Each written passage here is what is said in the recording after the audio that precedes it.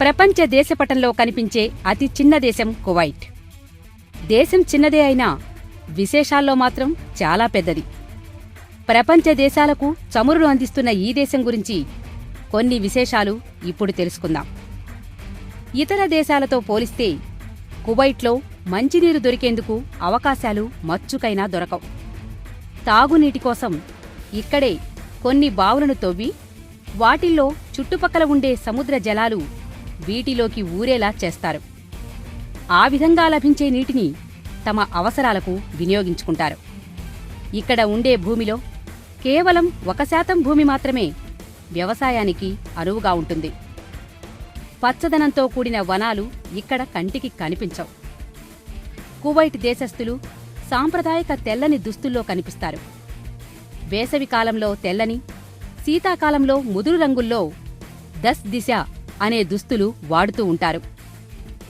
ఇంటికి వచ్చేవారికి మర్యాదలు కువైట్ దేశంలో ప్రత్యేకంగా ఉంటాయి.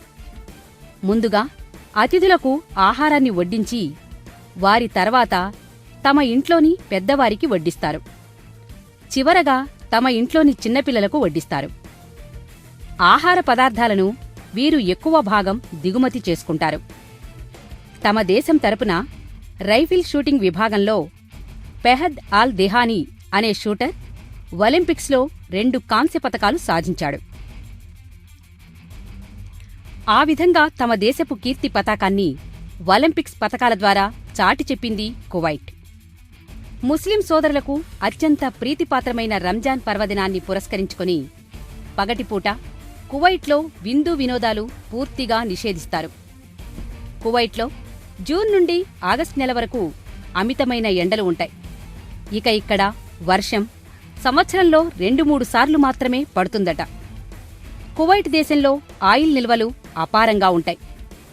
ప్రపంచంలో ఆయిల్ ఉత్పత్తిలో కువైట్ దేశం 6వ స్థానంలో ఉంది. ఈ దేశానికి 1961లో ఫ్రీడమ్ వచ్చింది. ఇక్కడి కరెన్సీని దీనార్ అని అంటారు. గల్ఫ్ దేశాల్లో మొదటిసారిగా డెమోక్రటిక్ను పార్లమెంటరీ వ్యవస్థను కువైట్ అనుసరించింది. ప్రపంచంలోని అత్యంత ఎత్తైన టవర్లలో 15వ స్థానంలో నిలిచే అల్ హమరత్ టవర్ కువైట్లోనే ఉంది. ఆ దేశంలో ఉన్న ఇతర టవర్స్ కంటే ఈ టవరే పెద్దది. దీన్ని నిర్మించేందుకు 6 సంవత్సరాలు పట్టింది.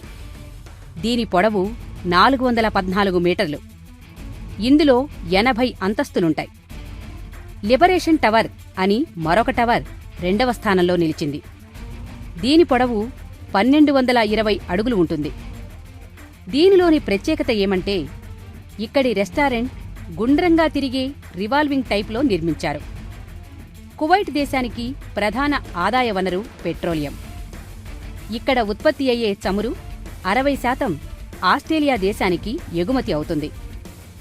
ఈ దేశపు చమురుకు అతి తక్కువ రేటు నిర్ణయించడంతో ఎక్కువ మంది వినియోగదారులు కువైట్ ఆయిల్నే వినియోగిస్తూ ఉంటారు. కువైట్ దేశంలో ఒంటెల పందాలు ఉంటాయి.